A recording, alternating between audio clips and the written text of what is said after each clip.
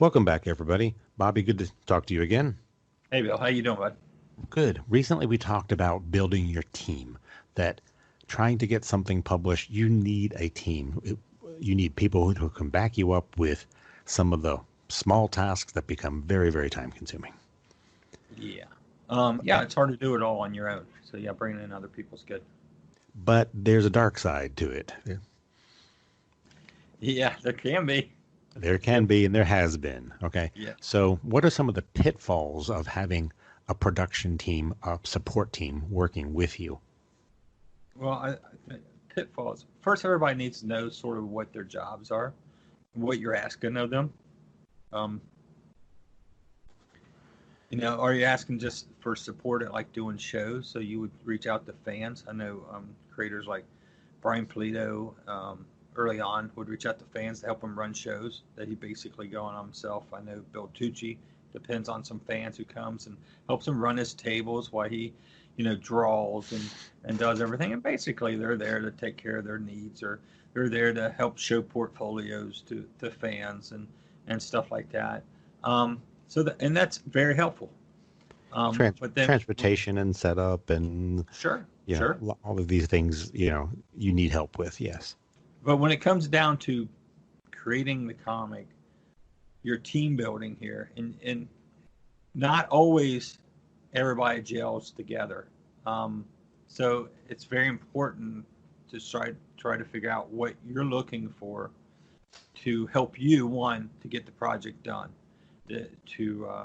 What are you in need of, and what can this person bring to the team? Well, I think you hit that on the head when you said expectations, Yeah. because you're asking people to volunteer their time and effort. And what do they expect to be asked to do? What do you expect them to do? You're making a commitment to each other. If someone's going to manage your social media, okay, it's a commitment of time and effort. It's a And job. it's a job, okay? And you're supervising that person doing a job. And if a person is simply volunteering and not, they're not on a payroll, they may have that, well, I can put in as much or as little time as I want, each week, and you're lucky to get any time that I give you. That's not going to work, is it? No, it's not. If you're just doing it on the side, then something like that might work. But if you got a schedule, you've really got to, you got to have people you can depend on, I guess. You have to have people you can depend on, but we're talking about, you're trying to build a team when you don't have the, resources to pay a full professional staff. So you're asking for people's indulgence. Can you help me out now? But what are they expecting to get on the other side? That's the problem. Right. And the biggest thing is, what skill set are they bringing to you? So do you know what you can offer them to be part of the team? I mean, a lot of people just want to be a part of the team. I want to make comics. I can't draw, I can't ink, but I can run a computer. I can run your website for you. That's cool until that person gets so busy and you're needing a new store, or you're needing something else, and that problem becomes that person doesn't have time to update your store, or if you're getting ready to launch a Kickstarter and you got a lot of things going and you need a bunch of stuff added, and they disappear on you. And I think that's the worst thing that happens, is when you reach out as bring people in. I bring into with artists who are all excited. Yeah, let's do those covers. I send them artwork, and I send them blue line art paper and stuff, and then they're just gone. They see your messages. Great thing about Facebook is when they're online, you can see the little green dot, but they don't reply. So, and it happens more often than not. So you got to be very selective on your team. And often these people that are on your team are friends. They're not perfect strangers you just recruited. They're people in your life, okay? They're friends, they're relatives. So they may initially make a commitment to you and not realize how much time and effort it really does take, and need to back off. But you have to keep those lines of communication open. And You do. Mm-hmm. and understand that someone may have overcommitted, and understand that they may have to back off on something. But if they can tell you that, then you can find someone else to help take up the slack of what they're doing. I think one of the biggest thing is communications. It's hard enough to make comics if you just want to make comics and you're a jack of all trade and you do a little bit of everything. Um, but the biggest thing you can do is learn how to communicate with people, reach out to people. Um, I reached out to an artist just the other day who I had commissioned a cover for an upcoming Kickstarter, and his cover's taken a little while. So I reached out to him. I knew he had some health issues and stuff going on, and I wanted to get 10 more pages of a story. And, truthfully, as long as it's taking to get this cover done, I probably knew I wasn't going to get to 10 pages. And the price was a little bit more than what I had budgeted for it, so it probably won't work out with them. But you just got to reach out, stay in their ear. Then I don't know. It's just Well, you're being asked to do things that are kind of outside your wheelhouse. Is the most people who want to write and draw comics tend to be very solitary people. I want to do my project and focus on my work. But now you're being asked to be a manager. You've got more than one person on your team, and you've got conflict between those people. How do you deal with that? Okay, set them in the corners. set Be them in the good to corner each other. sometimes. Yes. Now, I've had studios, and right now we're all working separately at our homes, not because of what's going on. It's just it's convenient. I'm here in Northern Kentucky. You're over in Ohio. I got Bill Nichols down in Elizabethtown. I've got people in Louisville. I got people in California to work with, and it's just more convenient for us all freelancers to work separately with different time zones. Yeah, not everybody jives together. You're right. You got to be a manager, and everybody has to have a time frame would be best. It doesn't always work, but trying to set up a flexible time frame for people to get things done, constantly communication. I can't express communication. When that breaks down, the project breaks down. And that's exactly what hurts most projects. Why they come to a grinding halt is you find out things could have been worked out if people were just able to communicate with each other, just take the time, but also the effort to say, well, no, I am having a problem with this or this. Then you can solve it. If people Yes. just keep saying, okay, okay, okay, then the problems don't get solved. Yes. But you're asking for people to do a lot of work on your behalf, but you don't have a big budget to directly, hire them. What kind of compensation can you offer people who are helping you out with conventions, with social media, with other things like this? Yeah. Well, I think you. I mean, do you give somebody who works a convention part of your IP ownership? I don't think so. But have you seen Maybe. people ask for things like that? Uh, Yeah, I have. Believe it or not. Come on, people ask for anything nowadays. yeah. Um, the biggest thing I think when you have fans who help you at shows and stuff, they just want to be behind the table. They want to be a part of it. Now, I'm not saying take advantage of that, but also allowing them to be a part of it. As long as they represent you well, as long as they represent what you're wanting to look and feel like, then that's great. Take them out to. I've had people help me at shows, and you feed them, you take them out to dinner, you take care of them, you take care of them during the show. They're taking care of you during the show, so buy them that pop and ice cream, and they're more than happy. But when you build a team, now these guys are helping you produce, whether it's running websites or they're doing actual lettering, they're doing coloring for you. What are you going to give them? Especially if you got a really tight budget. If you have a budget, that's the ticket. For a lot of people, yeah, there's no budget at all to begin with. It's a wing and a prayer. Yes. But some of the most successful properties in the world have started that way.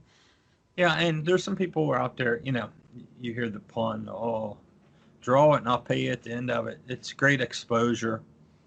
No. Yes and no. When you're just starting, you need a balance. It's Yeah. one thing to ask a writer to, write a story on spec. Okay, maybe we'll get paid for you. But for an artist to put in months of work, drawing something, that's different. And so just takes more time at the drawing board. Yeah. Yeah. I think the biggest thing is be honest with them up front and say, is there a financial compensation? Is there ownership of the IP compensation? What are they going to get for their input on this? And just being honest up front with them is the best way to go. And it can be a split. I can pay you X dollars a page. That's very low right now, but when this project becomes profitable, you can pay you more at the end, of the project, Right. and so that you're getting some shared risk in here. Okay, Yes. because sometimes people don't realize how much financial risk an entrepreneur is taking. Okay, and they want to be completely taken care of whether the thing is going to work or not, and you're lucky to find that kind of situation. You're very lucky to find something like that. Yes. So shared risk is a fair deal, but nobody wants to put anything in writing. Nobody wants to talk about a lawyer, okay, until it's too late. Yeah, until I spent all this time and now I'm not getting anything. When the project fell, the project got shelved. Um, yeah, and that's rough. I mean, nobody wants to put in all this work and not benefit from it or be successful. And there's thousands of IPs that are launched out there that never go anywhere. And there's probably a lot more of those that get a look and then never go anywhere. So, are you doing it for a piece of the pie, or are you doing it because you just want to create comics? And I think that's what I've ran into over the years. Honestly, it's cost me a lot to make comics, and I've benefited very little. The satisfaction is having these characters and the joy of telling these stories. And every once in a while, when you come across that fan who wants to discuss it with you or ask you about it, it's awesome feeling. Um, so, I mean, that's what you're wanting. That's what anybody on your team would want, is that feeling of being a part of the project. Yeah, as you know, my wife is a longtime elementary school teacher, and it's not something you get into for the money. It costs you a lot of money. The money you spend on your own kids in a classroom is tremendous, but she did it for decades for the love of teaching, for the love of how she could help children. And comics has a lot of creating things has a lot of similarities. Okay, if you just want money, there's better ways to make money. There is. There is. But if you can make money, you can be a professional, you can be very successful professional. But if you don't have that love of the comics medium, of storytelling, of sharing your creativity, you just don't belong here. You really don't. If you're here just to make a box or something, there's other ways of doing it. That's, believe me, much more profitable. Indie publishing is it's a lost leader. I don't know how to put it. It's just you do it because you love to create comics and you want to tell stories. You don't do it to get rich. If you happen to hit upon something, then you're one in a million. And you run But with it. but some of the Um, people that you may recruit to help you on your team, okay, who are going to run, you know, um, web services of different type or help you to fulfill a Kickstarter project, some of these people have dollar signs in their eyes. They look like, oh, you're going to be as rich as so and so and so and so. This is going to be the next Teenage Mutant Ninja Turtles. This is the next Walking Dead. If I get in on this by helping you stuff envelopes, okay, then I'm going to be set for life. Okay, like you have to have a radar for that type of person. yes, you do. That and it's hard to tell that person, like, no, I really don't want you, or I need you to leave. But if you have that feeling that that they're in it for the big score later on, it's better to gently cut them out early because it's going to be a problem. It is. There again, part of that is communication. The more you can communicate with people, the more feel you've got of what they're expecting from their involvement in the project. And unfortunately, I've had to do that independently like this, and I've had to do it as a studio. I've had people in studios that just didn't work out. So it just you got to get the feel for it, and then you got to be honest with them. Biggest thing is just, oh yeah, we'll take care of it down the road, and that will get you in trouble big time. So it's best to be honest up front. Know who's getting what and how and what their expectation of, and that way you can hold them to, hey, you said you're going to handle this and this for this. I need this done, and it helps out to get the project moving forward and keep it going. And to realize when people's goals are no longer aligned with yours. Yeah, they're different. Mm-hmm. Because, and that's not necessarily a bad thing. It's just someone may start out and be spending a lot of time of their free time helping you, but priorities change in their work life, their family life, and it's nothing that they're abandoning you. It's just, people's lives move and evolve. And that person may still want to be able to help as much as they could, but they just don't have the time. Sure. And you might bring somebody in to help you out with a website or something like that, but their goal is really they want to pencil their own comic or write their own comic. And if that's not available for them on this team, then, they will move. They will eventually move on. And especially, to know that up front. And it only benefits everybody. I mean, well, I think it's a very, very important point you brought up, that there are people that may be other creatives who want to, eventually do their own thing. Well, you're not necessarily offering to be their publisher and start a publishing house. no. You're trying to start your own project. But people look at that and say, well, then you're going to be a publisher and then you can publish my book too. Right. And that's a totally different mindset at a totally different business than to publish your own independent book. Then to say, well, I'll publish other people who want to get published. It's a lot of heavy lifting. Yeah, you better have some money in that wallet too. Right. Okay. There's a lot of cost. When at the end of the day, after a project is created, there's a lot of cost to trying to get it delivered out. And that's just straight digital project. But even then, you're still looking at website servers and other ways. And then how do you let people know? Well, So many people want to write or draw or get their book published. They want the publisher to do much of the heavy lifting because I just want to do my creative part of it. And if you can find a publisher to publish you, that's fine. But your friend who's doing their own self-publishing is not going to be your publisher. no. And that I've seen that happen very often, where unexplained expectations. Okay. You have to put your expectations on the table at the beginning. Right. Well, I've got into a predicament once with a young lady who had a wonderful book, loved the art style. We offered it through Diamond. And the thing was that she knew a buyer at Barnes & Nobles. Yeah, it was Barnes & Nobles. When they were in the manga and everything. Yeah. And this had a manga feel to it. And supposedly the buyer told her that he ordered 20-something thousand copies. And I'm like, well, that's awesome. But the problem was Diamond didn't pass those orders on. I said, it didn't even meet a minimum order to get published at Diamond. And she got upset. Well, that's just what he's telling me. And I'm like, well, have him call me. Well, he would never call me. Yes.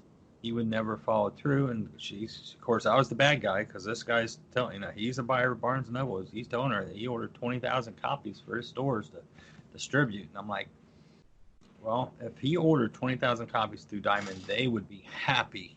They'd be thrilled to death. Yes, and I would be thrilled to death. I mean, the book was beautiful. It had that manga type style and everything, but it just that of course she was mad at me because I did something wrong, and the project just I'm like, look, ma'am, I hate to tell you, but he didn't order 20,000 copies through Diamond. I called him. There was no order placed, and there was no other place to order it through. So no, that's exclusively through Diamond, and so that just never happened. So it wasn't like communication. It was somebody who's telling the creator one thing. I have a feeling I know why, but it wasn't true. The orders were never there. So, that was sort of a bad thing because I really wanted to work with that creator. She was very good. But we didn't get any further than that project because the orders just didn't come back through Diamond. So that was a bad situation at the time. And that's why, communication and honesty and believing in your partners is such an important part of making a project happen. Okay. It is. Where I was going with that was you can't expect a publisher to go ahead and publish it at a loss. That kind of stuff has to be worked out. Can you take a little loss and hope pick it up at conventions? But you never know. We've talked about conventions. You never know what you're going to do at a con. You never know what kind of money you're going to make because you're competing with every other table on the floor. Well, and So, any creator who thinks that they can get fully compensated for a project from day one, okay, and never have any financial risk in today's market, it just doesn't make any sense. it really doesn't. Every image comic creator is taking a financial risk. Okay. Everybody offering a book through Image is taking a risk. I think it cost us $3,000 an issue, and I could be wrong, could be two. But it used to be to have a book solicited through Image, you paid them money. Oh yeah, you do. So if you're Images, it does not accept a lot of people, but the people they do have to have a month's worth of work done ahead of time, which they're not being compensated for, Right. and pay for to be solicited by Image, and then see their money on the back end. Yeah, So that instead, if it doesn't sell, they're going to lose time and money, where they could have been working on something else. right. And I think the thing we ran into, we never signed money from Image.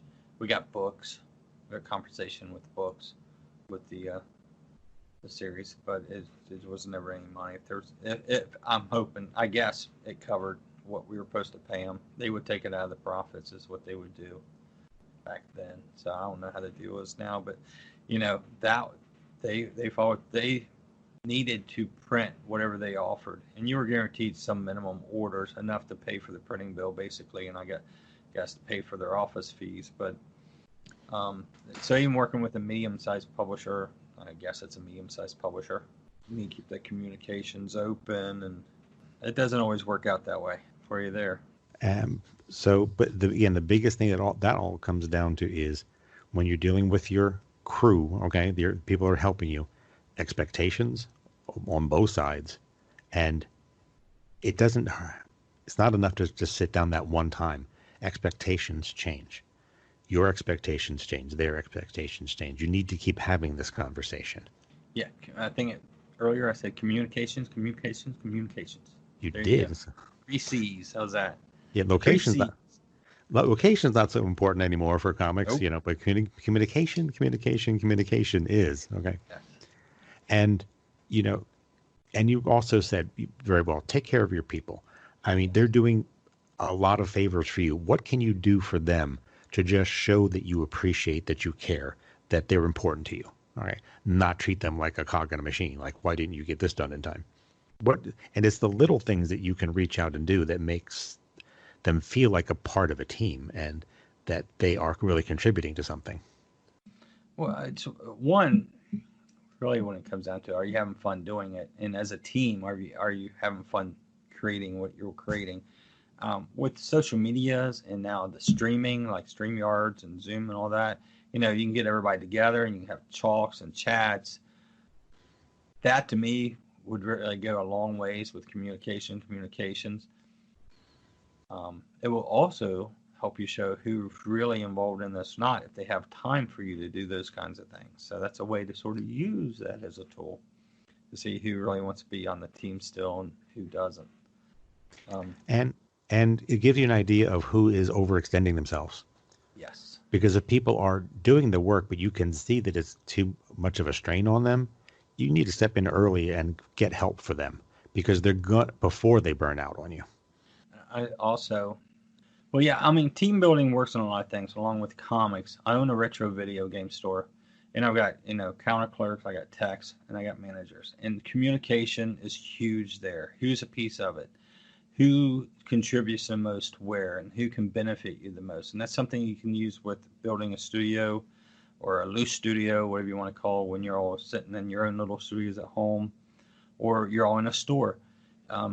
You work with the people. Where can they benefit you the most? Keep open communications, talking to them, pulling out the skill sets.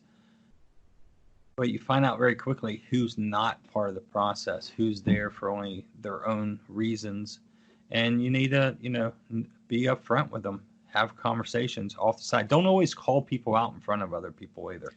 Very important. Very, very that's important. very, yes. Now, especially since so many people use Zoom and StreamYard and all this, don't call people out on a conversation like that. That's not going to benefit you. It doesn't make you look good in front of the whole team that you would do this, because if you do it to them, then the odds are you do it to anybody. That's not part of it. It's like you're trying to put all the pieces together, and that's what I do in the store. I'm trying to put all the right pieces together to make the store grow, to take care of our customers. Our motto is that we find old games new homes, and that's what we try to do. We take old games and we try to find them new homes, and that's our team building motto. And you try to get the right people in place. You want to do that in the studio also. You want to, who can benefit you the most? Who's going to be better at social media? Is a person doing it or somebody else? And who can you move around if you need to? And if you do need to move people around or even remove someone from a position, don't burn your bridges. Bo Smith is huge about telling me not to burn bridges. He Really? will tell you. That's something he tells me all the time, especially early on. I let my mouth run, and he would be the one that says, don't burn the bridges. Don't burn that bridge. You might have to come back to it. I've eaten crow a few times just to say that, okay? But you tend to learn a lesson, don't you? You need to learn a lesson. I don't always get the first or second time, but I've tried in this current go-around to be more open. You got to be open. And like I said, at the end of the day, for me, it's like, am I having fun doing this? Because if I'm not having fun, then I don't need to do this. So, and someone that you partnered with for a while or worked with, you may need to part ways for a while, but you may wind up back around again and find out, well, yeah, situations have changed. Now we're both in a position to really benefit each other, and you've got some history, and you don't have to, say never darken my door again. Okay. Right. All right. Yeah. There again, communications. Keep it open. I was working with an artist a couple of years ago, and he's, I want to say in South America. I'm not for sure. Brazil, maybe. And so I reached out when all this craziness started going on. I reached out to him and say, hey, it's been a while. How are you and your family? And, it takes him a few days, and he replies back. And he's drawing comics full time for somebody, but he says, hey, I'm open on the weekends. I can slide something in, what you got going on. Communications. That's the big part of it. And patience, and realizing that besides drawing your book, which is your big passion, okay, yes. If you don't do these other things, okay, your passion is really never going to see the light of day. So you have to have a balance between your creative work and your business work. Having a team can do a lot of that business work for you, but it doesn't run itself. You have to spend some time taking care of your people. Yes, you do. And being more open and honest with them helps. Goes a long ways with that. And but also keep an eye out for when you are about to be taken advantage of, because it can happen before you know it. Someone who you thought was a loyal team member and on your side and helping you out, their attitude changes, and they can expect way more than you ever promised, and you have to be careful that there is a dark side that people are trying to take advantage of you. Even people who didn't start out that way may become that way. So it's a delicate balance you've got. Well, the biggest thing I've ran in myself where we've had a handshake or we'll do that. Now 10, 15 years, like, no, that's my IP. I created those characters in the story, and they were like, well, when I did this part of it, you said I get part of it. So writing stuff down is very, very important on any project. Very important. That way it's on paper, and there's no question about it. Okay. So to wrap it up, you need people, Yes. but okay, you can't trust them. You can't trust them.